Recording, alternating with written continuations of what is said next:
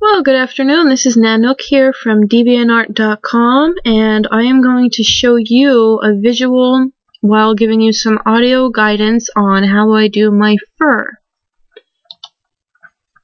This is very simple. Techniques vary, and I actually had to watch a lot of YouTube videos and look at different tutorials on deviantart.com to get a basic idea on how to draw fur. So what we have here in my layer 1 is a big blob of my base color. This is typically the color that I use for the dog Yangling that I draw on deviantart.com. This is the color that's underneath the color of this charcoal sort of color up here in the swatch. But what I like to do is I like to use this color to show you what the fur is going to look like and how the colors blend together. I'm not a big fan of sparkle dogs. I prefer natural colored dogs just because it's more realistic. Sparkle dogs, I have nothing against them. It's just I prefer to work with natural colors. So what I will do is, just to appease everybody, we will start with the realistic color, which would be this brown here. And from there, we will go over to some blues and purples to give you an idea on how the fur should look with a sparkle dog. If we run out of time here, I can also do a separate tutorial on coloring fur for sparkle dogs, so then you can get the basic idea for both types of fur. Now, I have a second layer here on top of my base color. This is where we're going to start kind of putting an outline to where our fur is going to go. Now I have the brush tool selected and I have the size at 100. The opacity and the flow are both at 100. But because I'm using a tablet, I like to use the pen pressure buttons on here as well, just so then I can get more of a variation for how hard or how light I press with my pen to my tablet. So the opacity is still at 100, the flow is still at 100, so everything is still going to be the same. The only difference is with the pen pressure is that it kind of helps make things move more naturally instead of having, like our big blob here, for example. This was not done with the pen pressure. This is just using the opacity and the flow at 100%. So now here on our layer 2, what I'm going to do is I like to pick at least 2 or 3 colors away from our base color to start using for our fur. So this color, medium cool brown here, I'm going to select that, and that is going to be the bottom layer for the fur here. So I'm just going to draw the basic outline here for the fur.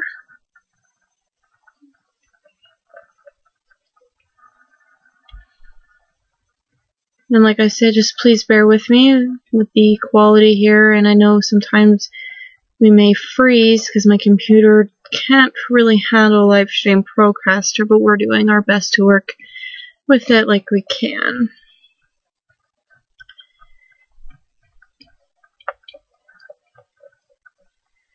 So there's the basic outline for our fur. Just basically jagged lines up and down, zigzags, however you want to describe them. I like to make the tips from the first layer overlap the beginning of the second layer of fur to kind of help give some color variation in there as well. Now, staying on the same layer, we're going to select the next color up from the color that we just chose for our first layer of fur here, and we are going to start at the beginning and do the same thing. The only thing is, this time the layers can't overlap. If you get them to overlap, that means you're too close to the top there, and your fur isn't going to look very realistic because the colors will be running in together.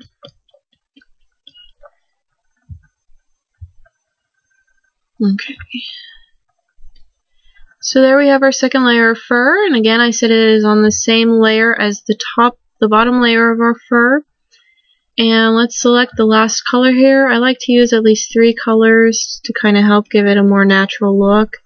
And we're going to apply that very lightly to the very, very, very top of our second layer of fur. Okay. So that looks pretty good. That's what your picture should look like about now. Just disregard how you can still see your big blob from the base color below.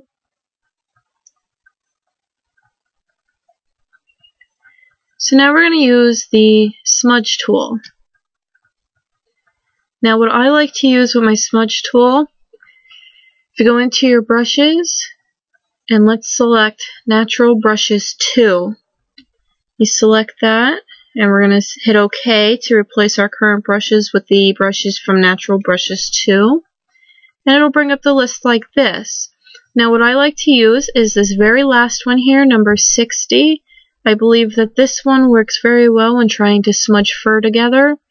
You can change the different size of it as according to your image. For now, we're going to just stick with the 60 pixel size brush. And we're going to start smudging. Okay, now that's moving a little slow, so what we're going to do is we're going to up our strength to 75. And that's not moving very well either. So what we can do is we can take that back down to 60. And we're going to change the size of our brush.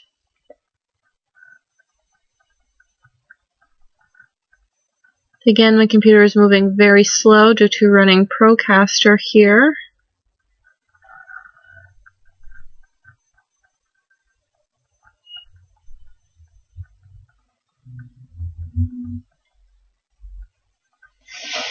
But you can see now how the colors are blending together.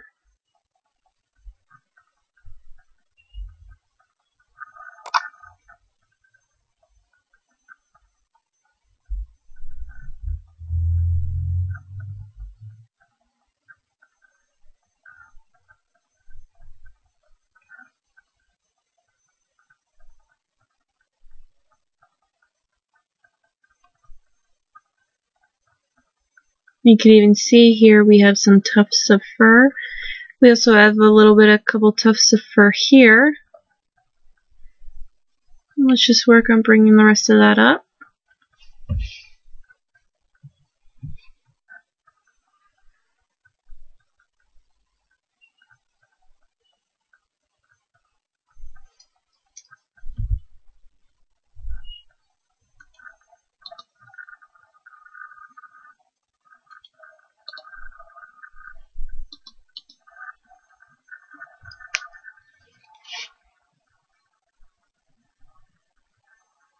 Okay.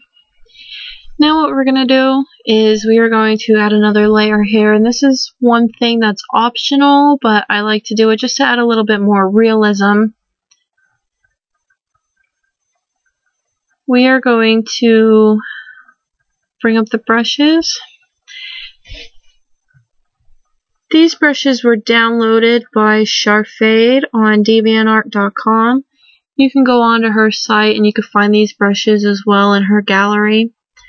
I like to use these brushes to kind of help lay out the fur. This one right here is the one specifically that I like to use. And I like to select the lightest color of the fur there. And to start painting out our fur.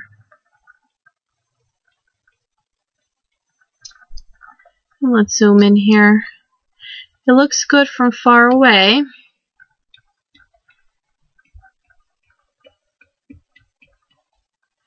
Now with this, I kind of like to do just the tip of the fur instead of the whole thing, just because it looks better and seems to flow better. Everybody has their own preference, so if you'd like to do the whole thing of the fur, the whole clump, that's up to you.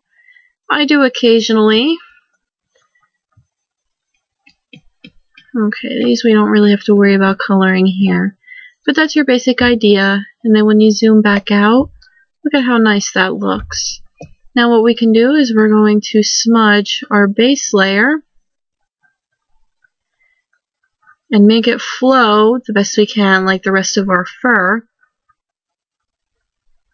And like I had said, we're having a problem here with running this program to record this video, but you can get the basic idea.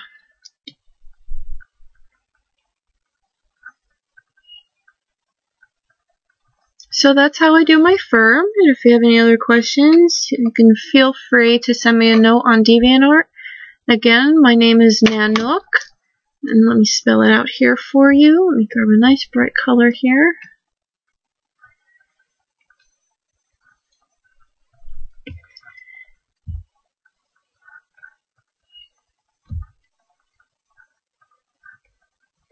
Nanyuq.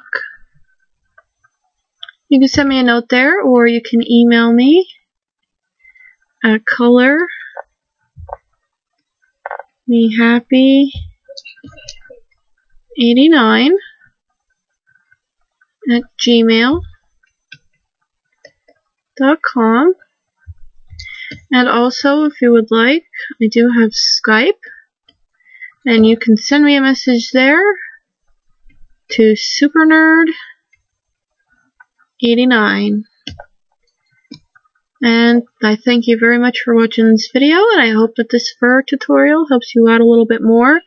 I'm hoping to get this a little bit more updated and work with a better program to maybe show you a little bit more on how this fur works, how drawing this fur works. If you have any other questions, like I said, feel free to send me a message to one of those screen names there, and I hope to hear from some of you soon.